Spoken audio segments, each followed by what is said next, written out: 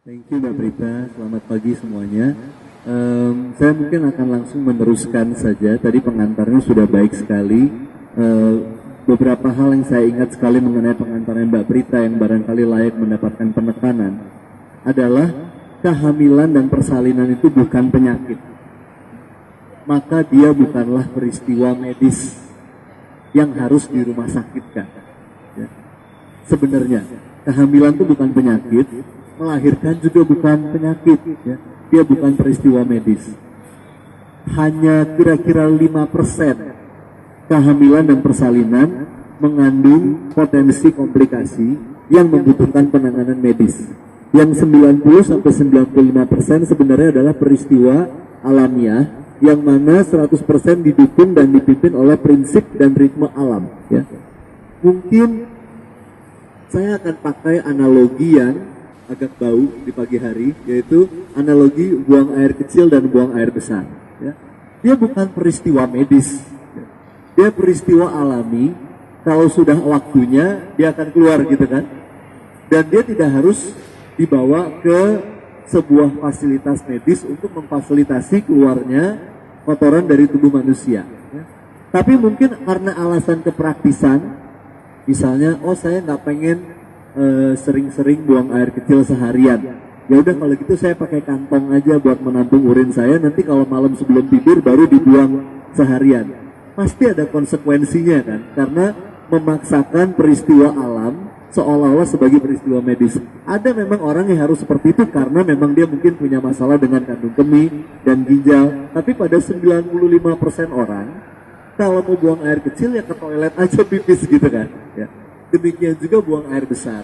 Dia nggak bisa dipaksakan. Berdasarkan hitungan jam, kalau makan jam 7 pagi, nanti jam 4 sore harus keluar nih. Kalau jam 4 sore belum keluar, harus diinduksi pakai broklat. Kan nggak gitu kita berpikirnya kan? Karena buang air besar adalah peristiwa alami. Kalau sudah waktunya datang, dia akan datang gitu. Kita nggak, jam 4, udah lewat sejam, udah lewat 2 jam. Jam 7 malam kita panik, kita cari klinik terdekat. Karena saya harusnya jam 4 tadi udah BAB, sekarang belum buang air besar. Jadi kalau, maaf saya menggunakan analogi seperti ini, karena saya mau menggarisbawahi betapa absurdnya melihat kehamilan dan persalinan sebagai peristiwa medis, kala most of the time dia bukan peristiwa medis.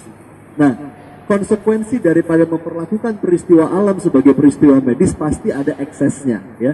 Tadi Mbak Prita sudah menjelaskan muka Anda jadi terlambat, ada komplikasi. Nah, mungkin saya mau menceritakan lebih spesifik ke mengenai trauma persalinan atau birth trauma, ya. Jadi untuk menjelaskan birth trauma, mungkin kita harus ngerti dulu bahwa setiap peristiwa yang ada dalam hidup kita itu terekam kuat di dalam sistem saraf dan batin kita. Rekaman ini akan diulang-ulang sepanjang hidup kita, dan rekaman ini kadang-kadang diulangnya di bawah sadar, sehingga kita nggak ngeh rekamannya apa, ya. Misalnya, pakai analogi misalnya pacaran, kalau Anda pernah sangat disakiti oleh lawan jenis karena dia berkhianat, mungkin di 10 pacar berikutnya, kelihatannya 10 pacar berikutnya baik, tapi rekaman di bawah sadar Anda, cowok nggak bisa dipercaya, cowok nggak bisa dipercaya, cowok nggak bisa dipercaya.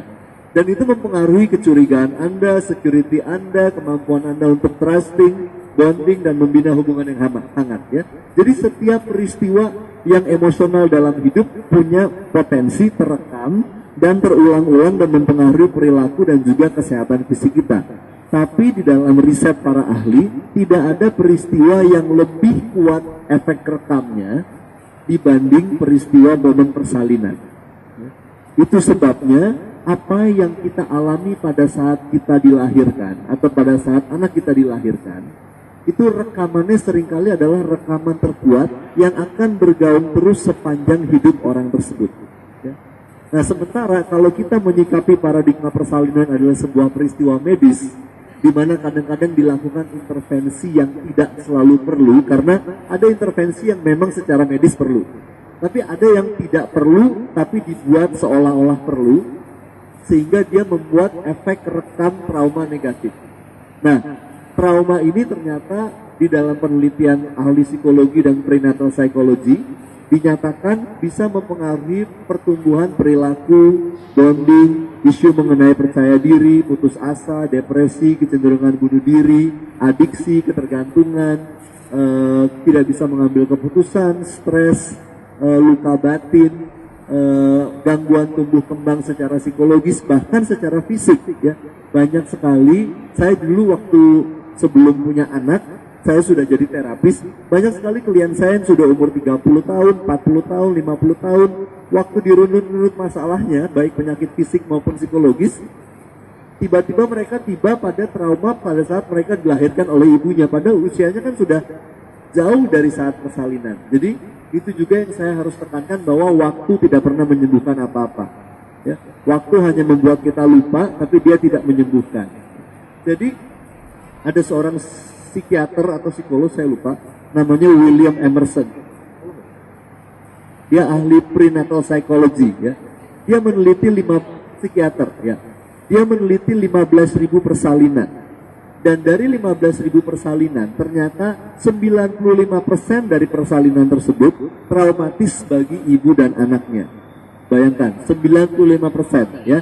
95% itu banyak loh ya. Misalnya kalau kita sekarang ada 100 orang, berarti 95 di antara kita merekam trauma pada saat kita dilahirkan oleh ibu masing-masing, dan hanya 5 orang yang tidak. Ya. Dan kemudian yang merekam trauma ini punya jejak tumbuh kembang di follow up ke beberapa tahun ke depan. Jelas sekali bedanya antara merekam trauma saat kelahiran dengan tidak ada trauma saat kelahiran. Contoh yang sederhana aja, dalam textbook kedokteran anak nangis sampai 2 jam sehari itu normal ya. Di atas 2 jam baru harus dipertanyakan kenapa ya. Tetapi si William Emerson merekam di dalam datanya, ternyata kalau nggak trauma nangisnya cuma 20 menit sehari. Jadi itu ukuran objektif kan. Kalau dia nangis kurang lebih 20 menit sehari, kemungkinan besar bayi tersebut lahir bebas trauma. Di atas 20 menit hingga 2 jam ada trauma, tapi mungkin traumanya skala medium. Di atas 2 jam trauma berat. Nah, penelitian William Emerson yang 95%, dari 95% itu 50% trauma medium, 45% trauma berat. Jadi kalau kita bisa menggunakan acuan itu mendunia, maka mungkin 95% orang di dunia, waktu mereka dilahirkan, mereka membawa jejak trauma. Ya.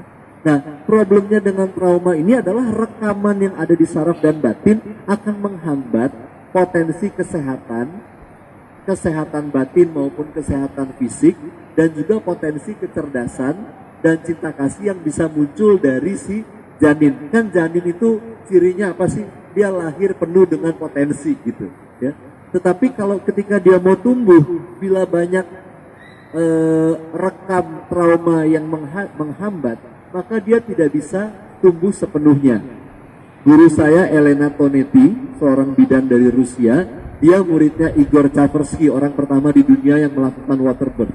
Jadi Elena cerita bahwa bayi-bayi yang dilahirkan melalui gentle birth itu biasanya dia punya beberapa ciri yang jelas.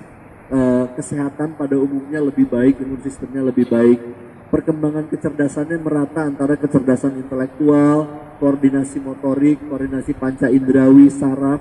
Saat dia tumbuh, kelihatan sorot matanya hadir, tajam, utuh. Waktu dia bergaul, dia punya interaksi yang sehat, antara kalau orang nggak kenal dia bisa jaga jarak dulu, kalau udah kenal dia bisa membuka dirinya dengan hangat.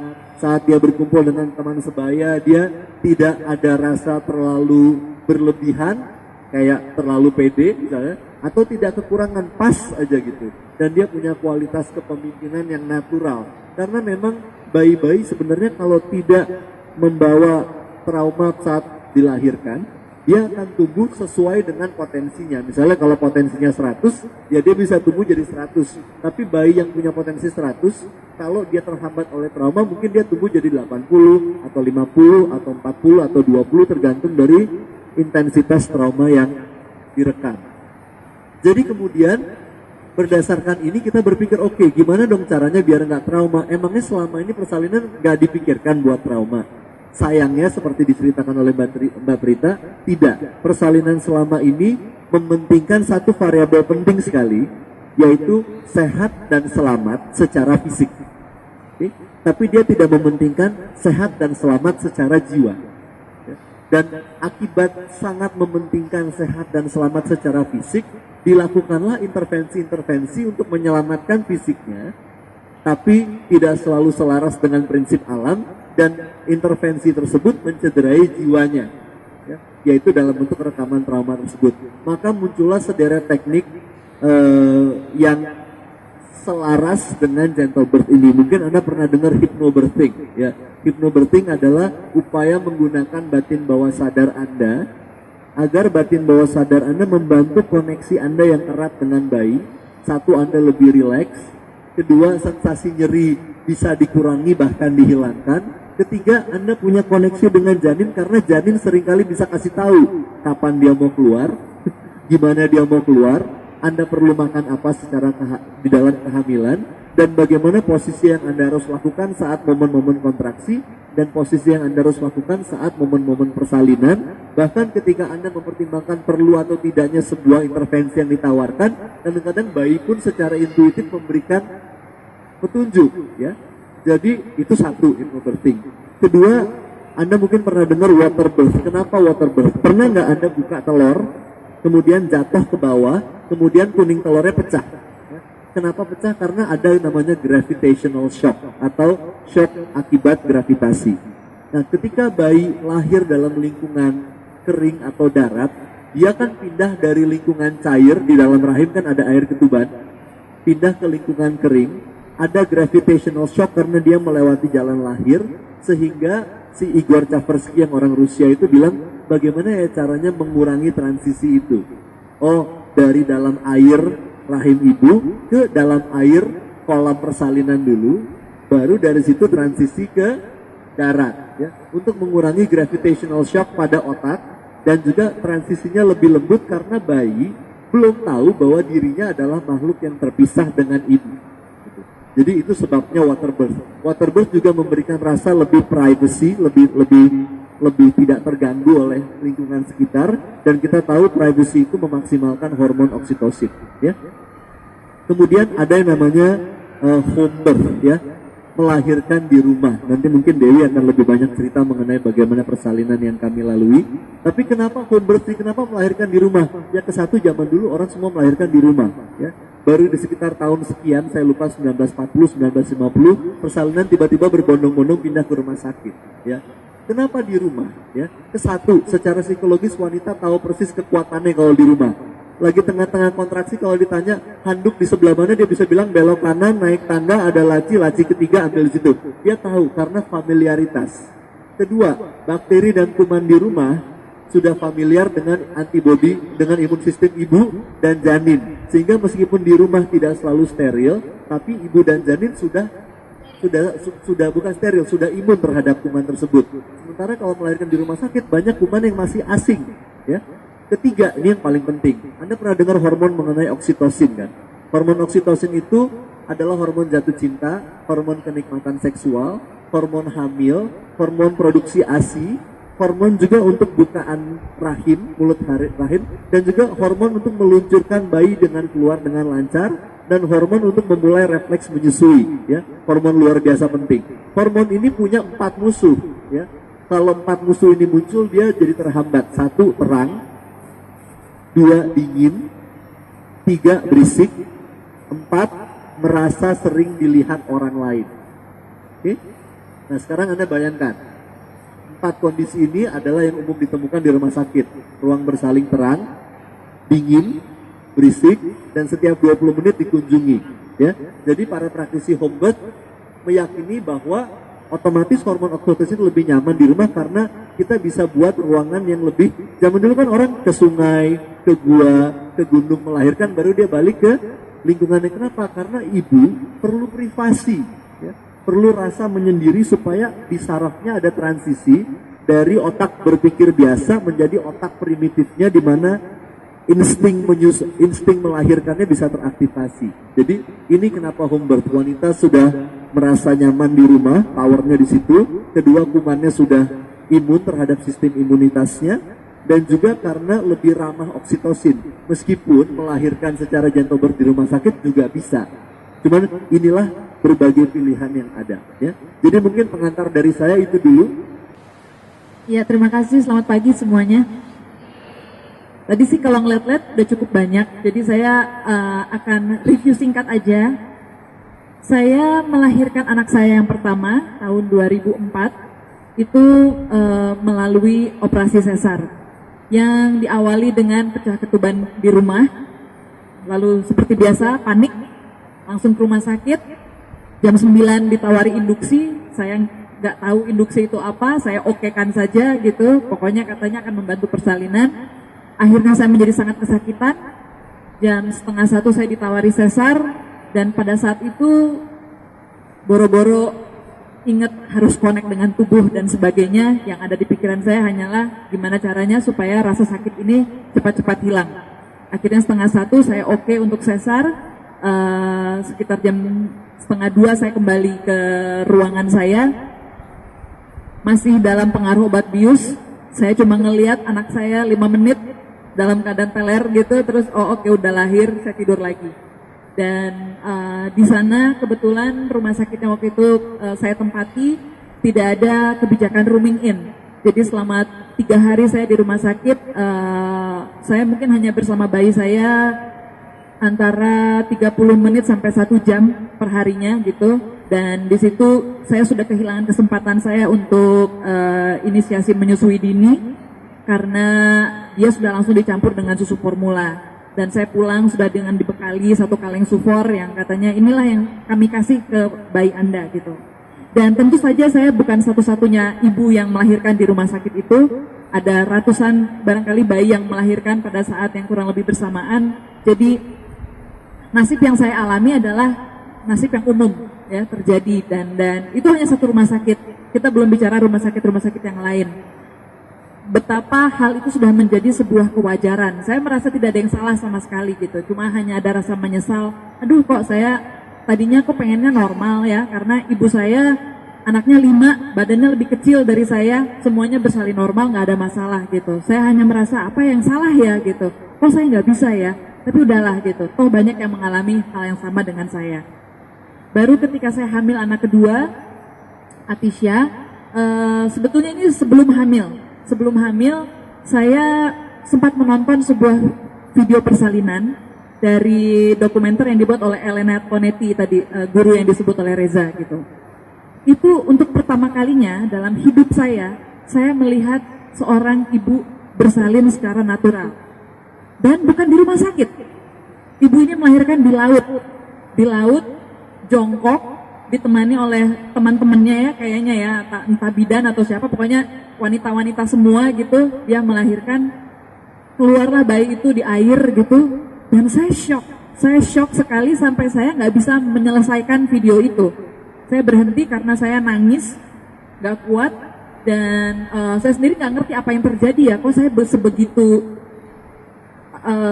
gentarnya melihat adegan tersebut sampai saya nggak bisa menyelesaikan gitu. Akhirnya waktu itu dibantu oleh Reza, kita menemukan, oh sepertinya ternyata ada trauma yang tersimpan, yang saya sendiri lupa, saya punya trauma itu. Dan trauma itu tidak lain tidak bukan adalah trauma persalinan dari anak pertama saya. Yang barangkali pun sudah bercampur dengan trauma waktu saya dilahirkan, saya juga nggak tahu. Tapi yang jelas ketika proses itu terjadi, yang saya ingat adalah anak saya, dia sering batuk. Dari dia mulai lahir itu selalu gangguannya cepat sekali batuk, cepat sekali flu gitu ya. Tiba-tiba di hari itu dia sedang batuk yang sangat intensif. Kami melakukan proses pembersihan trauma malam itu, besoknya batuknya hilang. Padahal kita nggak ngasih apa-apa gitu ya. Dan di situ saya merasa cukup kaget betapa erat ternyata koneksi antara seorang ibu dan anak gitu ya. Ketika kita membersihkan trauma kita, yang terpengaruh bukan hanya diri kita saja, tapi orang-orang di sekitar kita, terutama anak yang merupakan titipan 50% DNA saya ada di dia gitu ya. Dan apabila peristiwa itu juga menyangkut kami berdua, yaitu peristiwa persalinan, jadi bisa dibayangkan betapa dahsyatnya pembersihan trauma tersebut berdampak pada saya maupun anak saya. Lewat dari situ kemudian saya mulai semakin tertarik dengan gimana sih ini persalinan alami ini gitu ya, gentle birth itu seperti apa. Dan kita mulai menonton banyak video, membaca banyak buku gitu.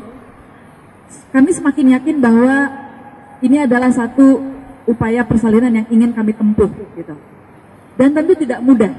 Waktu itu saya dan Reza sampai harus ke Bali berkali-kali gitu ya, karena untuk mencari fasilitas yang mendukung di sini tidak gampang.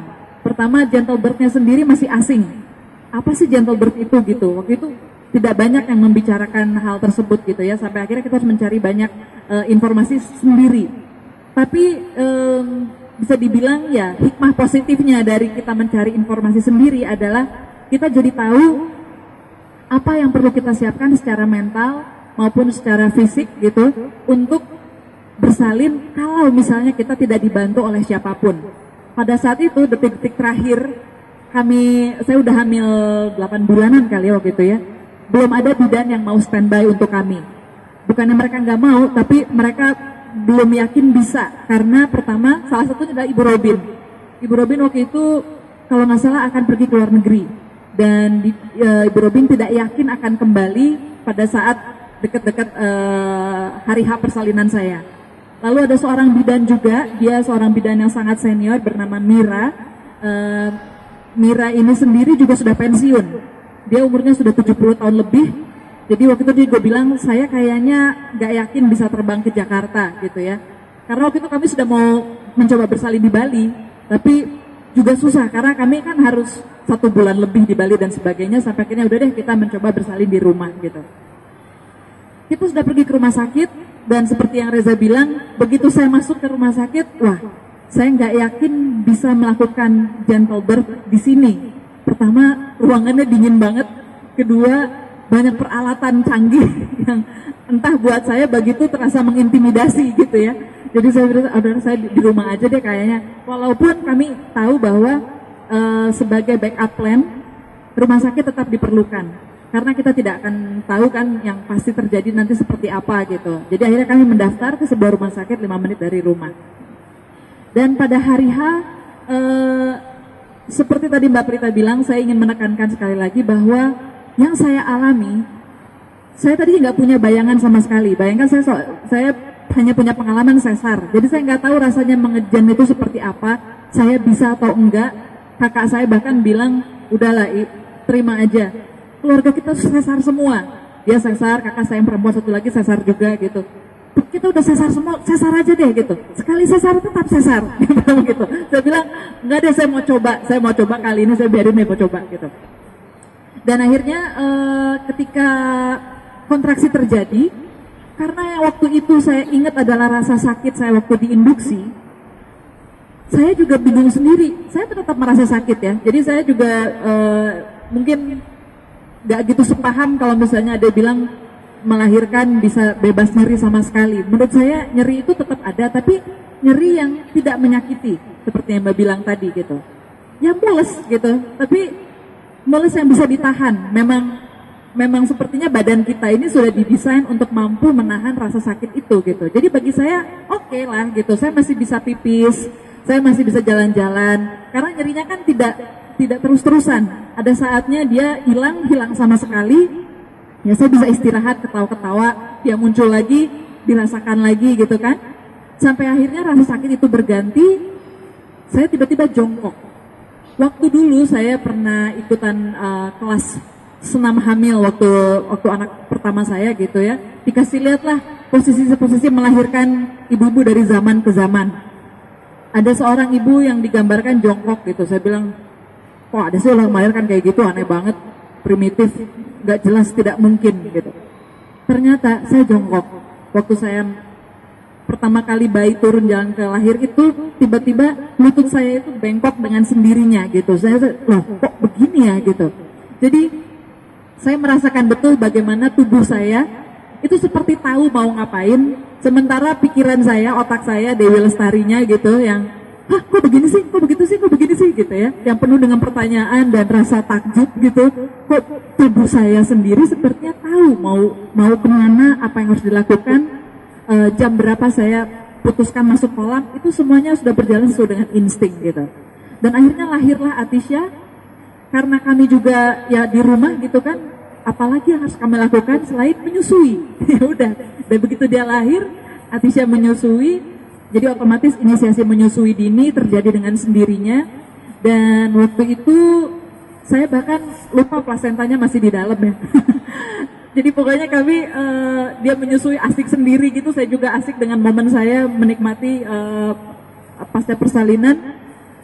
Plasenta itu baru keluar sekitar 4 jam sesudahnya, dan selama itu Atisha tetap tersambung dengan talinya gitu, dan kami di kasur sambil nyusuin gitu. Baru kemudian bidan kami yang terlambat datang, bidan Mira akhirnya datang karena dia nggak dapat pesawat, dia baru datang siang. Nah, dengan bidan Mira barulah saya dibantu untuk melahirkan plasenta.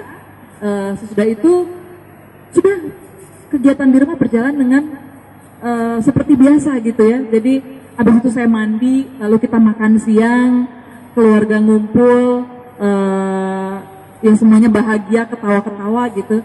Jadi peristiwa persalinan menjadi sebuah peristiwa keluarga yang terjadi begitu saja di selang-selang antara makan pagi dan makan siang gitu. Itu is a special event, tapi terjadi sedemikian rupa sehingga tidak ada dari kami yang ritme kehidupannya terganggu gitu. Dan yang saya alami bersama Atisha adalah tidak ada begadang sama sekali. Dari hari pertama kami kedatangan dia gitu ya, dia lahir gitu, tidak ada kami harus bergadang sama sekali. Dia hanya terbangun 1 kali, tapi karena dia rooming in, maksudnya dia tidur bersama kami, bed sharing, dia langsung menyusui, tidur lagi. Bangun pagi jam 6, dan abis itu hidup berjalan seperti biasa gitu. Sampai kadang-kadang saya suka merasa, ini kok kayak melahirkan, tapi lain sekali rasanya gitu ya. Taste-nya itu beda banget karena semuanya berjalan dengan ritme yang sangat alamiah. Dan sekarang Atisha sudah 2 tahun. Yang bisa saya sharing barangkali di sini adalah bagaimana perkembangan dia. Ada 3 fase sebetulnya ya. Pertama ketika ketika kehamilan. Ini barangkali tidak umum dilakukan, yaitu berkomunikasi dengan janin. Barangkali ada yang bilang, oh itu sih mungkin bisa-bisaannya si ibu aja gitu ya, merasa-rasa ngomong sama bayi. Tapi itu sesuatu yang saya lakukan dari Atisha masih di kandungan, dan bahkan dialah yang mengomandoi kami. Ketika dia mulai kontraksi, saya tanya, ini adalah saatnya kamu keluar atau enggak? Dan saya mendapat jawaban, iya gitu. Saya rasa ini bukan sesuatu yang spesial, saya bukan psychic, saya bukan cenayang, tapi berkomunikasi dengan janin bagi saya adalah satu kemampuan yang seharusnya akan dimiliki oleh semua ibu dan bayi. Karena bagaimanapun kedekatan jiwa dan kedekatan fisik yang terjadi itu tidak akan pernah lagi sedekat itu dalam seumur hidup saya ya. Atisha sekarang dia sudah di luar tubuh saya. Selama 9 bulan dia di dalam tubuh saya gitu. Jadi komunikasi itu terjadi. Dan ketika hari H, dialah juga yang memberikan petunjuk sudah saatnya. Dan ini percaya atau nggak percaya, tapi akhirnya saya dapat konfirmasi dari Ibu Lani, seorang bidan pakar hypnobirthing. Saya rasa adalah Atisha itu keluar sendiri, saya tidak mengejar. Bahkan itulah yang dipesankan oleh bidan saya Mira. Dia bilang, kalau kamu sampai melahirkan tanpa bantuan saya, ingat satu hal, jangan mengejar, biarkan bayi keluar dengan sendirinya. Dan ini mungkin satu paham yang tidak umum, karena kita kebanyakan melihat bahwa ada ibu lalu dikelilingi bidan atau dokter yang kemudian memberi aba-aba, 1, 2, 3, push gitu kan. Tapi itu tidak terjadi. Saya malah merasa kok Atisha kayak dia membuka jalannya sendiri gitu. Saya hanya tinggal mekar aja badannya gitu ya, membuka jalan bagi dia gitu. Dan kemarin waktu nama saya festival sebulan lalu, belum sebulan, 2 minggu lalu, Ibu Lani bilang sama saya, yang Mbak Dewi bilang tadi, pernah saya saksikan sendiri. Jadi seorang ibu dalam keadaan koma, dia melahirkan. Ibunya koma, bayinya keluar sendiri. Berarti tubuh si ibu bekerja sama dengan bayi, sehingga akhirnya proses persalinan itu bisa terjadi bahkan ketika di luar kesadaran si ibu itu sedang terjaga gitu ya. Jadi bagi saya itu merupakan sebuah konfirmasi bahwa bayi akan memiliki timing dan inteligensinya sendiri untuk menentukan kapan dia keluar gitu. Lalu yang ketiga adalah saat tumbuh kembang. Atisha lahir dan tumbuh kembang hampir tidak ada kesulitan fisik sama sekali. Dan ini sih barangkali pesanannya dia sama saya pribadi ketika waktu dia masih di kandungan, dia bilang sebisa mungkin saya dirawat secara alami. Mungkin juga itu juga dia milih bapaknya Reza kali ya, supaya supaya ada terapis gratis setiap hari standby 24 jam gitu. Jadi sejauh ini memang kesehatan dia sangat baik, dan yang saya lihat tadi adalah dalam Atisha itu saya tidak melihat adanya satu awan atau kabut yang mengganggu pertumbuhannya gitu. Dia sangat straightforward, maunya apa, sangat jernih, jelas, dan juga perkembangan fisiknya itu sangat terukur gitu. Dalam arti begini, kalau misalnya dia panas, itu kalau kita teliti, oh itu giginya gitu. Oh itu hampir jarang sekali karena satu penyakit atau apa ya istilahnya ya, dia tuh sangat definite gitu perkembangannya gitu yang saya rasakan sekarang ini. Dan yang menjadi satu penguat bagi saya untuk berbagi adalah setidaknya dalam pengalaman saya mengalami 2 jenis persalinan. Dan sebagai seorang ibu, saya merasa dilahirkan bukan hanya sebagai ibu secara biologis, tapi di sini saya betul-betul dilahirkan menjadi manusia yang baru gitu. Dimana dalam manusia baru ini, saya mengerti betul bagaimana alam sebetulnya sudah mendesain peristiwa-peristiwa alamiah seperti persalinan itu terjadi dalam satu rancangan inteligensi yang luar biasa. Yang sampai kapanpun mungkin kita tidak akan pernah bisa memahaminya, tapi ketika kita menjalaninya, disitulah kita akan terbuka betapa sudah luar biasa sekali rancangan yang disiapkan oleh tubuh dan alam ini gitu. Itu saja barangkali bisa saya bagi. Terima kasih. Terima kasih Mbak Dewi. Terus terang saja ya, biasanya nih ketika kita disodori sebuah film, katakanlah misalnya suatu hari kita nonton film tentang persalinan nih Mbak, yang tadi ada ibu melahirkan di sebuah danau atau di laut atau di air sambil berendam, dan dia melahirkan dengan begitu indahnya tanpa ada jeritan, tanpa ada yang ayo terus atau yang kayak sinetron di seolah-olah perjuangannya itu identik dengan yang begitu mengerikan sekali. Ketika kita melihat sebuah persalinan yang indah, kadang-kadang, semoga tidak ada di sini, tapi kadang-kadang atau mungkin seringkali kita berpikir bahwa itu kan orang lain, itu kan di film, atau yang ini saya alami sendiri ketika dulu mendengar kisah Mbak Dewi dan Mas Reza, dan saya diskusi sama suami, dia bilang, tapi kan itu Reza kan terapis gitu, aku bukan gitu. Terus kemudian saya jadi nggak pede juga. Oh iya Mbak Dewi kan artis loh, kok jadi nyari alasan yang nggak nyambung gitu. Jadi oh iya itu kan Mbak Dewi. Kalau saya apa mungkin, sama suami saya pun begitu. Namun ketika kemudian kita belajar dan kita kembali untuk fokus ke kenapa sih Gentle Bird ini muncul. Jadi waktu itu karena bersamaan dengan saya hamil anak kedua 9 minggu dan menyusun laporan jurnalistik itu, dan saya dapat banyak dokumen. Suami saya racunin gitu Mbak. Jadi setiap kali saya pulang ketemu data saya sodorin, ketemu jurnal saya kasih, ada cerita dari narasumber saya share juga. Nah dari situ akhirnya kita punya niat, karena ini kayaknya oke gitu ya, dengan prosesnya dia sendiri yang sangat eksak itu. Dia meniatkan dan saya juga meniatkan, oke, kalau memang ini nanti membawa kebaikan, kita percaya kok nanti akan dibukakan jalan gitu. Tapi terus terang kita nggak tahu gimana caranya, karena referensi kami waktu itu tetap saja persalinan yang pertama, di mana waktu itu persalinannya ya sama seperti persalinan biasa, di mana waktu itu saya ikutan senam hamil, saya rajin jalan kaki. Tapi tetap aja ketika mendekati HPL, saya jadi rumus senam hamil itu bubar semua. Dan ketika sudah waktunya HPL tapi belum ada tanda-tanda mulus, lebih bubar lagi. Jadi yang selama 9 bulan itu sudah dipersiapkan seolah-olah udah hilang tanpa jejak gitu. Dan ketika itu yang tidak saya sadari adalah ketika saya sudah memandang bahwa oh kalau aku udah HPL berarti bayiku harus lahir. Karena kalau tidak nanti akan begini, akan A, B, C, D sampai Z. Dan waktu itu yang kami lakukan tanpa kami niatkan, tanpa kami tahu, kami berusaha untuk memulai persalinan. Dari yang biasanya jalan kaki setiap pagi itu cuma setengah jam jadi 2 jam.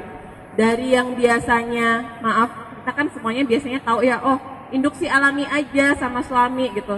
Yang biasanya kita melakukan dengan enjoy, akhirnya kita niatin, ayo supaya cepat lahir. Dan akhirnya malah nggak menikmati sama sekali. Kemudian puncaknya ketika waktu itu sudah HPL tapi belum ada tanda-tanda kontraksi juga gitu, belum ada tanda-tanda terbukanya persalinan, saya nekat.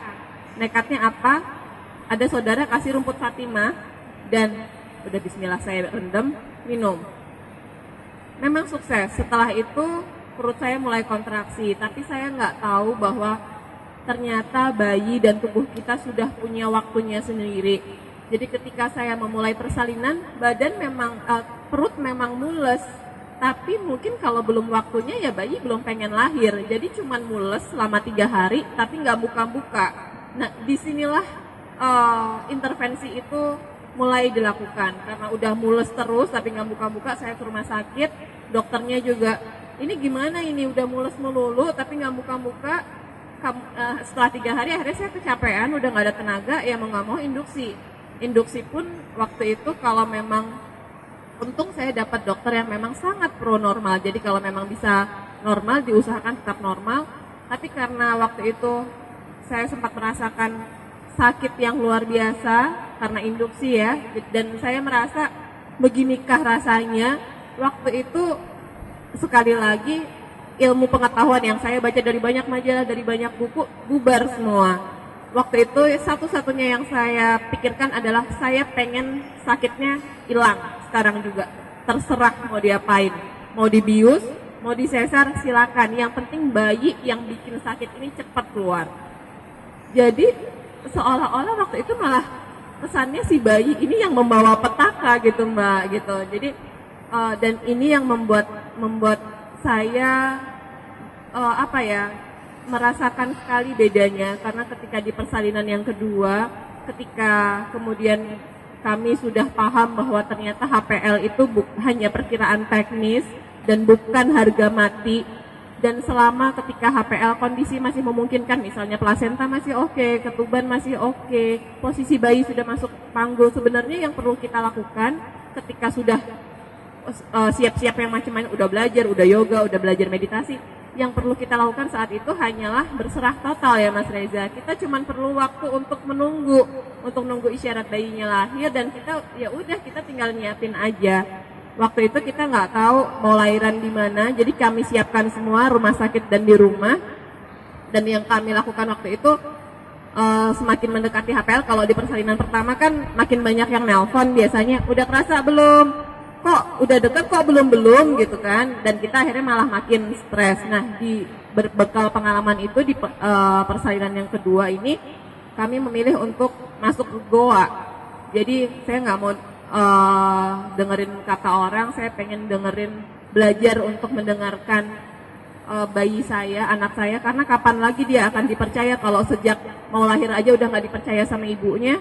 Jadi ya waktu itu yang saya lakukan cuman belajar mendengar isyaratnya, dan di hari HPL saya tetap periksa ke rumah sakit karena waktu itu kita masih blank, bener-bener blank, dan kita nggak punya oh saya harus lahiran di rumah. Kalau Mbak Dewi mungkin kan sudah menentukan ya mau lahiran di rumah. Kalau saya terus terang memang rasa nggak pede, oh saya kan bukan Mbak Dewi yang artis gitu, tetap ada gitu.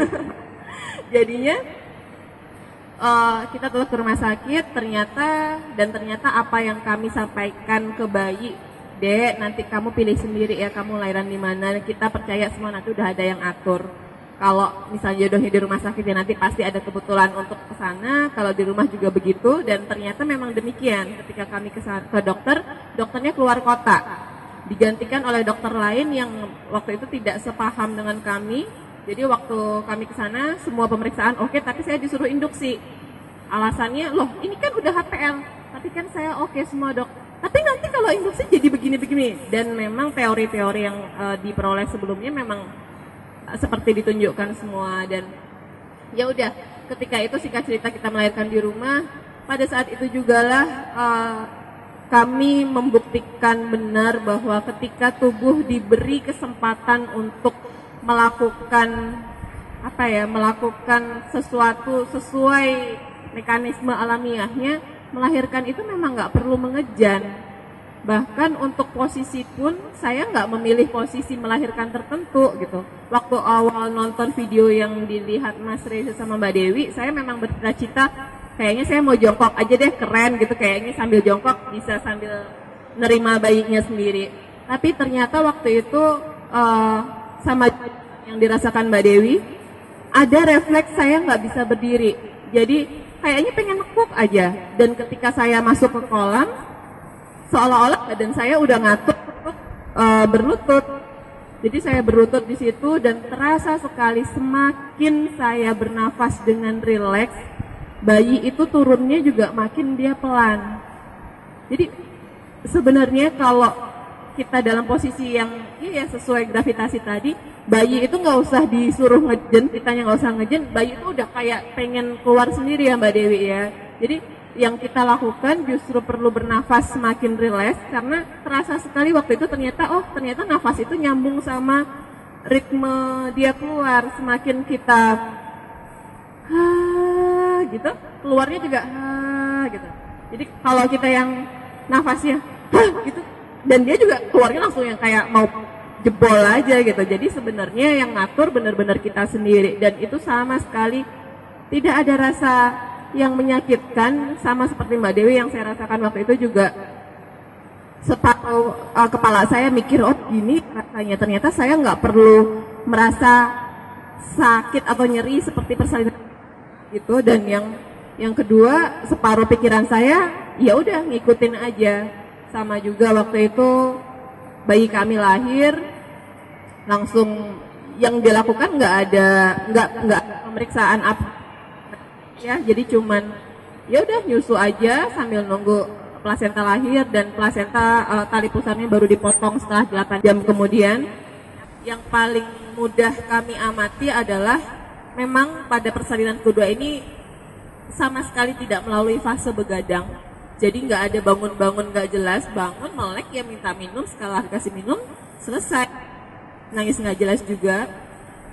Kemudian tidak kuning sama sekali, dan ini sempat dipertanyakan juga sama dokternya Mas, waktu dia baru periksa ke dokter 1 bulan kemudian, dan dokter nanya golongan darah ibu apa, saya O, dan si Jose waktu itu B.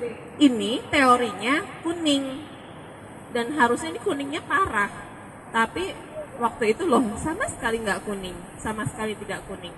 Jadi waktu itu sempat ngobrol sama dokternya, oh barangkali memang penundaan tali pusar berpengaruh. Pertanyaannya adalah, karena kebetulan Mbak Dewi melahirkan di rumah dan juga melahirkan di rumah, banyak yang mengira childbirth itu identik dengan melahirkan di rumah juga. Banyak juga yang menganggap, oh harus water birth, atau yang lebih ekstrimnya lagi, gentle birth itu harus lahiran normal ya. Jadi kalau sesar itu nggak gentle. Nah, untuk pertanyaan ini barangkali kita nanti bisa ngobrol sama Mas Reza, dan setelah ini silahkan yang punya pertanyaan bisa disiapkan. Oke, thank you Mbak Prita. Sebenarnya seperti pengantar tadi yang saya jelaskan mengenai birth trauma, kita bisa lihat birth trauma itu sebagai dari beberapa titik waktu. Dari sebelum hamil, bagaimana kita memandang birth trauma, selama hamil, bagaimana kita mempersiapkan diri, kemudian saat persalinan, bagaimana kita meminimkan potensi terjadinya birth trauma, dan setelahnya. Nah, di masing-masing titik waktu ini, birth trauma disikapi dengan antisipasi yang berbeda. Kalau kita sebelum hamil, Anda yang sedang tidak hamil saat ini, mungkin Anda sendiri tidak sadar membawa rekaman birth trauma waktu kita sendiri dilahirkan oleh ibu kita masing-masing. Ya. Nah, Igor Czaworski yang pakar Waterberg bilang bahwa semua trauma sepanjang hidup kita, dari mulai trauma saat kita dilahirkan, trauma putus cinta, trauma dipecat pekerjaan, trauma apapun yang kita alami, kalau tidak dibersihkan, nanti kalau kita suatu saat seorang wanita hamil, di hari persalinan trauma tersebut akan muncul ke permukaan sebagai komplikasi persalinan. Ya, jadi prinsip emasnya si Igor Czaworski itu, maka tugas seorang perempuan baik yang belum hamil maupun sedang hamil adalah membersihkan trauma yang dia alami sepanjang hidupnya, termasuk pada saat dia mungkin dulu dilahirkan. Kan kita umumnya nggak ingat kan kita dilahirkan, tapi membersihkan supaya di hari H dia tidak muncul sebagai komplikasi. Sebab kalau muncul komplikasi, kemungkinan besar jadi harus ada intervensi. Nah, intervensi ini menimbulkan trauma baru bagi si janin nantinya, gitu. Jadi kalau kita bicara periode waktunya adalah sebelum hamil atau selama hamil, PR pertama adalah membersihkan trauma sepanjang kehidupan. Waktu momen H persalinan ini yang tadi dibahas Mbak Prita, kita bisa memilih melahirkan di rumah sakit, di klinik bersalin. Nah, pilihan ini semuanya kembali kepada situasi dan kondisi masing-masing dan juga maunya si bayi. Ya, maunya si bayi kadang-kadang dia punya kehendak yang berbeda sama rencana kita dan juga maunya alam dan maunya Tuhan, ya. Tetapi secara, kalau kita bicara rata-rata artinya dia nggak individual, ya. Secara rata-rata memang kalau melahirkan di rumah kita punya benefit tersendiri, ya kan? Misalnya lebih dapat privasi, yang tadi saya bilang, kuman-kumannya lebih imun terhadap tubuh kita, kemudian oksitosin lebih ramah, sehingga kemungkinan bisa melahirkan tidak saja secara alami tapi juga secara gentle lebih tinggi. Tapi melahirkan di rumah sakit pun juga sebenarnya bisa terjadi secara gentle. Hanya mungkin ada sedikit negosiasi yang terjadi dengan fasilitas kesehatan dan tenaga medisnya di sana. Misalnya untuk menunda intervensi yang tidak benar-benar perlu, kecuali kalau benar-benar perlu. Karena sekarang ada intervensi yang dilakukan atas pencegahan.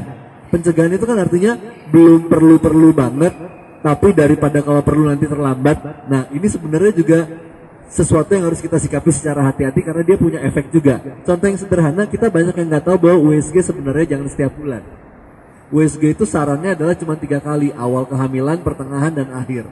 Kecuali kalau ada komplikasi, pendarahan, dan sebagainya, ya. Tapi kan kita melakukan dalam rangka jaga-jaga, dilakukan sering, padahal belum ada satupun bukti saintifik yang menyatakan bahwa efek jangka panjang dari USG itu aman. Bahkan ada bukti preliminary, bukti-bukti awal bahwa dia bisa saja tidak aman. Cuman belum ada bukti yang konkret. Sehingga menyikapi teknologi seperti itu kan dia bermanfaat, tapi kalau dipakai berlebihan juga tidak bermanfaat. Cuman konteksnya adalah setiap pilihan harusnya connected dengan filosofi sehat dan selamat secara fisik dan sehat dan selamat secara jiwa. Itu poinnya, ya. Ketika misalnya tali pusat tidak langsung dijepit dan dipotong, baik ditunda doang atau misalnya ditunggu sampai copot sendiri dalam kasus Lotus Birth, itu bukan cuma prosedural, ada filosofi di situ, ya. Kenapa itu ditunda? Kenapa itu kemudian meningkatkan kadar zat besi hingga bayi usia 6 bulan dan setahun, ya. Itu semua harus dipelajari. Jadi menurut saya PR-nya adalah gini. Jangan, kalau Anda sedang hamil, jangan putuskan dulu mau melahirkan seperti apa. Pelajari dulu, itu tugas pertama, semua pilihan yang ada, dan koneksinya dengan filosofi gentle birth yang tadi kami sampaikan. Kedua, kalau Anda belum hamil atau sedang hamil, PR paling besar itu. Persiapkan untuk bersihkan trauma, karena dia meminimkan komplikasi dan intervensi, dan juga siapkan koneksi antara ibu dengan janin. Yang tadi istri saya cerita tentang komunikasi ibu dan janin sudah ada istilahnya, dipelajari secara sains, namanya pre-birth communication, ya. Itu tidak hanya terjadi pada 1 atau 2 orang, ternyata terjadi pada banyak sekali ibu hamil. Cuman jarang yang meneliti secara ilmiah, padahal itu sesuatu yang fenomena yang sangat nyata. Bahkan di Afrika saya pernah baca, ibu-ibu di Afrika terutama di suku-suku yang masih tradisional, itu pada saat wanita hamil dia akan mimpi sebuah lagu. Nah, diyakini lagu itu adalah frekuensi spesifik untuk anaknya. Nah nanti waktu dia bersalin, dia ngajarin lagu itu ke ibu-ibu lain yang mendampingi dia bersalin. Dan itu memperlancar persalinannya. Nanti kalau anaknya tumbuh kembang, sedang bermasalah, sedang demam, dia akan nyanyikan lagu itu dan itu lagu itu menyembuhkan. Gitu. Jadi tidak hanya komunikasi, dititipkan frekuensi khusus yang memang sesuai dengan si janin itu. Nah ini adalah barangkali kearifan lama yang kita sudah hilang karena sekarang semuanya serba teknologi gitu. Jadi yang saya mau bilang adalah gentle birth memang sebuah filosofi dan ada banyak pilihan metode, tidak harus natural, tidak harus sesar, tidak harus di rumah, tidak harus di mana, tapi setiap metode Anda harus pelajari bagaimana keterkaitannya dengan filosofi. Kalau sudah terlanjur melahirkan, ini kan pertanyaan lagi kan, sudah terlanjur melahirkan gimana? Malah saya dengar cerita gini saya malah jadi nyesel, merasa bersalah. Nanti kalau tumbuh kembang anak saya tidak maksimal gimana? Jangan khawatir, gentle birth juga meliputi teknik trauma healing yang sama yang Anda lakukan saat kehamilan juga bisa dilakukan setelah kehamilan untuk menghapus atau membersihkan trauma persalinannya sehingga tumbuh kembangnya masih bisa dioptimalkan. Semua trauma bisa disembuhkan, cuman kita harus belajar caranya.